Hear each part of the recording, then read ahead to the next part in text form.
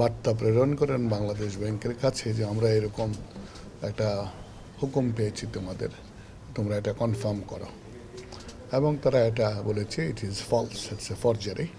কিন্তু তাদের এই নির্দেশনা পাওয়ার আগেই পেমেন্টটা হয়েছে, সুতরাং এটাতে ফেডারেল রিজার্ভ কোনো মতেই তাদের দায়িত্ব অস্বীকার করতে পারবেন না। I am saying that it is not, এটা এদের এরকমভাবে স্ট্রংলি অপোজ করার কোনো অধিকার নেই আমাদের কাছে যে তথ্য আছে তাতে।